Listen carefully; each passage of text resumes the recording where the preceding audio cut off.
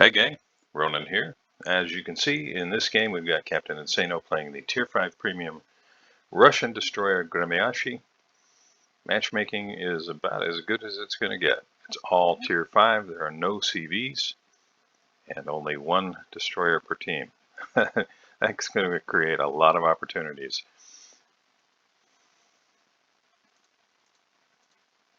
If you are unfamiliar with the Gremyashchy, I can say that it's not really too surprising, because the ship has not been available for a very, very long time, other than in a loot box drop or something along those lines. This was a ship that was available in beta.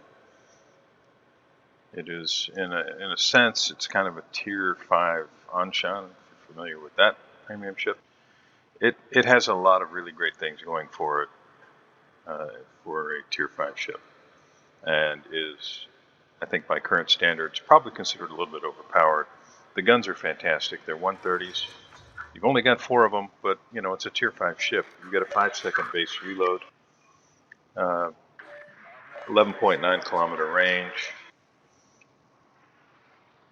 The HE shells do a max damage of 1900 with a 9% fire chance. AP shells do a max damage of 2500, which is really, really nice. And it's got a nice torpedo suite. It's 6 torpedoes that can drop in the water with a very short 69-second base reload. Torpedoes do a max damage of 14,400 each. They run slow, they're only 55 knot torpedoes, but they've got an 8-kilometer range, which is really nice for Tier 5. I don't know if we get to see any of this game or not, but the AP on this destroyer can be really effective, especially against ships like the Königsberg.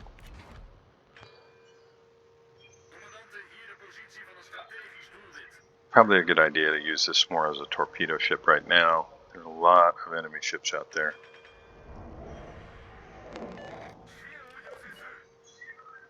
This is a ship I've always wanted to have, but it just has not been available to me.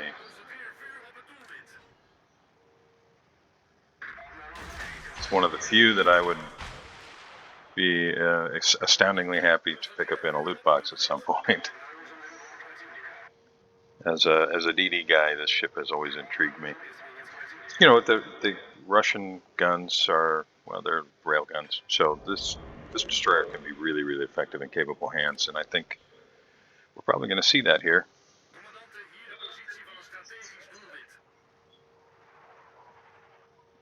Just taking a look around, deciding what he wants to do next.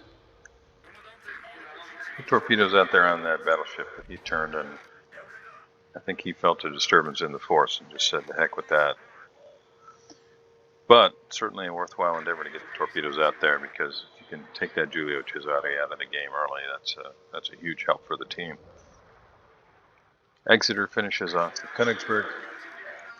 Guessing this was a game played very late at night or very early in the morning, because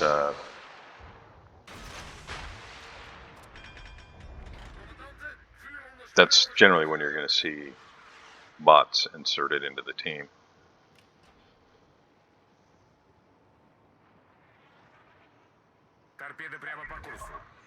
So on the south end of the map, the König and the Giulio Cesare are kind of falling back, which allows our hero to move center. He's got AP loaded against a fully broadside Kotovsky, and someone else has that Kotovsky spotted, so if he wants to, he can go dark here and smoke up. And that is the power of the AP on this little destroyer. Does land a couple torpedoes and finishes off that New York, and still has a broadside on the Kotovsky. Probably time to switch to HE as it turns in. Yeah, it's going to be bouncing some shells. He does switch to HE. Someone else finishes them off. Just like that, the good guys are down in Omaha, and almost in New York. The bad guys are down in New York, Königsberg, and Kotovsky, and there goes the New York.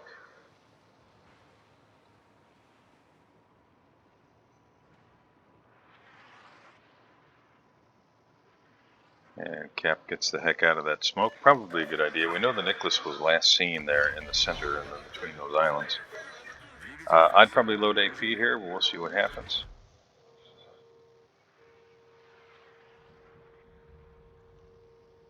Königsberg is very squishy.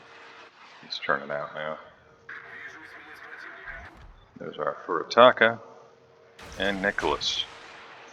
Really a good thing that our hero ran out of that smoke, but he doesn't have any smoke available right now, so he's going to have to just make a run for it.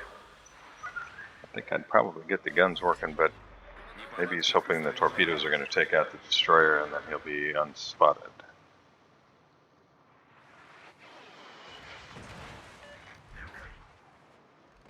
He does manage to go dark. Get some guns on the Nicholas here.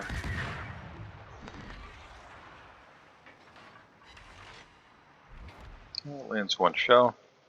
Might catch that Furitaka, but the Furitaka does seem to be moving away. It's going to be pretty tough. Now, being detected by the Giulio Cesare, that's that's never a good thing. That Giulio is a beast. Okay, so down to 7,500 HP, just roughly half of his original HP. Does have a kill under his belt, 4 citadels on a cruiser, which is really nice to see. Get some torpedoes in the water. Turns out, does not want to get spotted by Giulio in case Giulio's turned in. No, Giulio's turning out. I'd say that Giulio player probably knows what he's doing. He's doing everything he can to avoid eating any torpedoes and really looking for the right shot. And right now it's paying off. The good guys are, they're down 2 ships, bad guys are down 3, but the Giulio is kind of all by himself out there and managing to stay alive. So, all right, Königsberg's pushing back in. I'd probably go ahead and load AP here, looking for an opportunity because you got Königsberg and you've also got the Marblehead, which is another very squishy cruiser. And if you can get broadside shots on either of those with this AP, a couple volleys, you can finish him off. He's not going through that gap. And one thing you'll notice here is the turret traverse on this ship is glacially slow. It's the same with the Anshan. To make effective use of the guns while maneuvering, you really want to have the commander skill that'll accelerate the turret traverse. As the Königsberg finishes off the friendly König.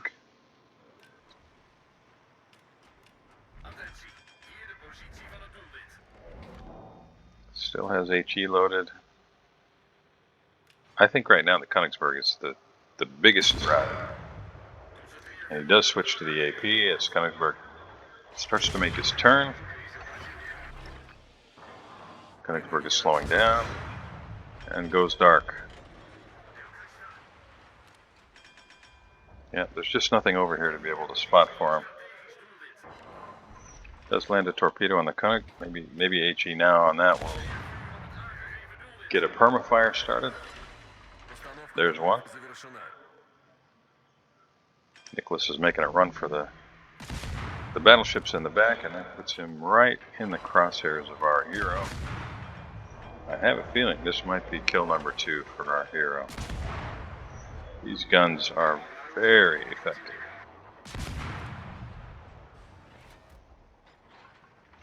Oh, Nicholas manages to dodge that bullet.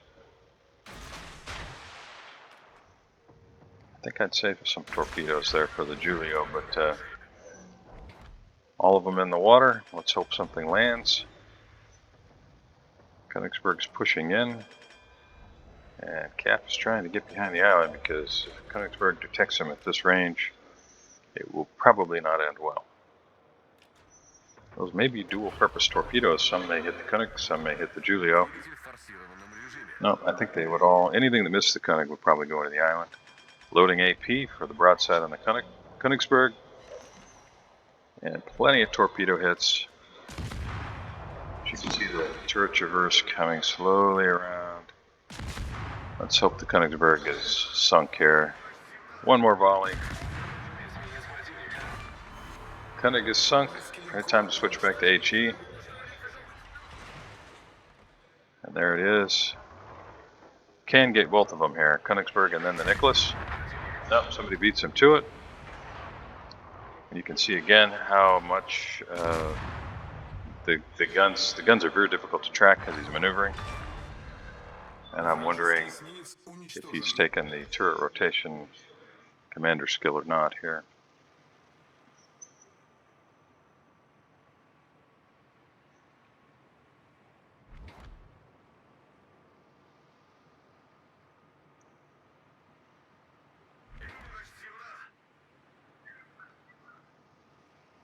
Okay, so looking at the big board, good guys are now down 3 ships. The bad guys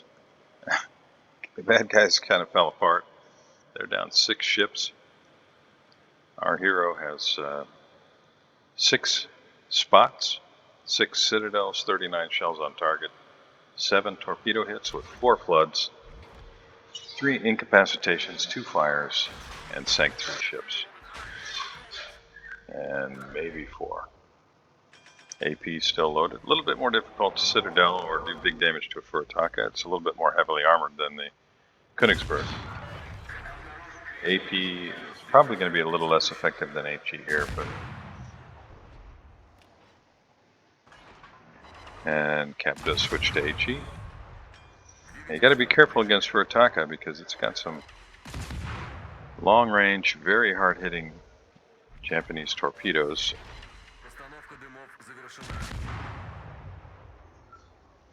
Back to the AP and switching back to HE.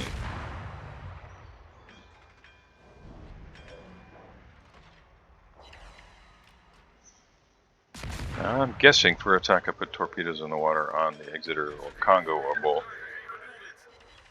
But it's probably a good idea to inch forward here to avoid eating anything.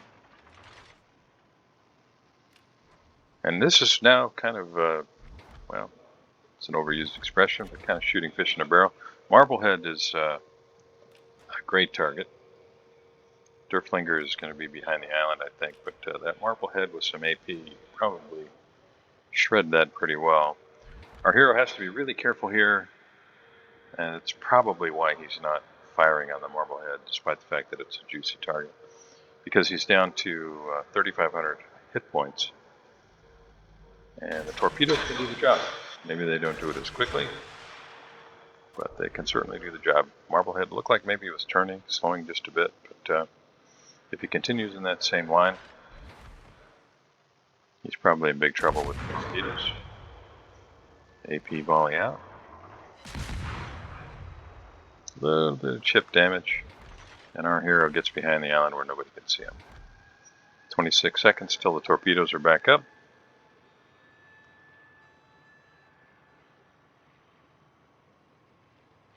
And this game looks to be firmly in hand for the good guys. Now, they've got a lot of really banged up ships, so I wouldn't say this game is over necessarily, but it's looking pretty grim for the red team.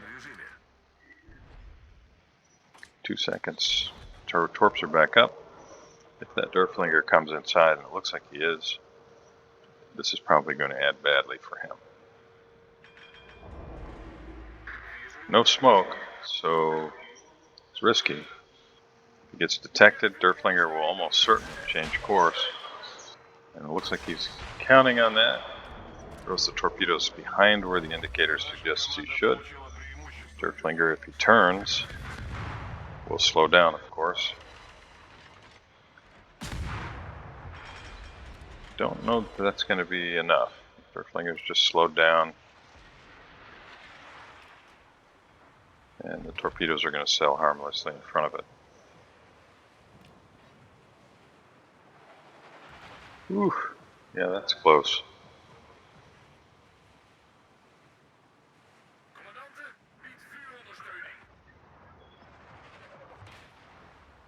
Now down to 2,686 HP. One more shot would probably finish him off.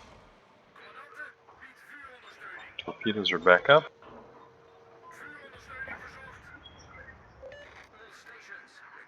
That guy'd probably be turning the other way, but either way, get another torpedo volley out here.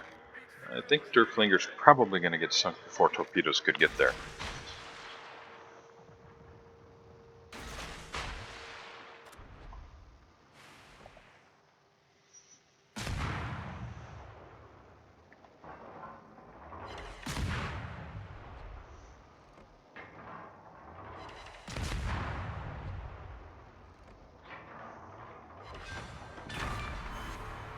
And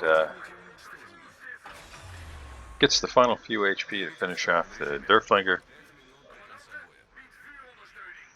Still just under 5 minutes left in the game, and just under 800 points for the team. I'd say this is securely in the W column for the green team, but there's definitely a Kraken opportunity here.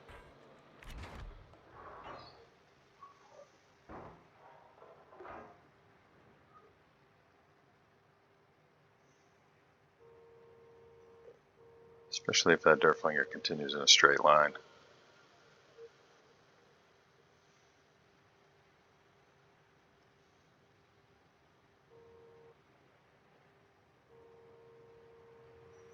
Now in range. Got to turn out, avoid getting spotted, and just wait. As long as that Derflinger continues the direction he's going, those torpedoes will likely finish him off. And if that's how this goes, this game's going to end very abruptly. So I will just, and there's the question, I would just say, Cap, great game. I've got my fingers crossed for you here. I hope that Derflinger just continues right where he's at to move in a straight line and that those torpedoes connect and you pick up your Kraken. But if you do, no, Derflinger's, is he slowing and turning? We'll see. It'll be a close thing. If you do pick up the Kraken, he's definitely turning now to avoid showing full broadside to that Britann. So maybe you do it with guns.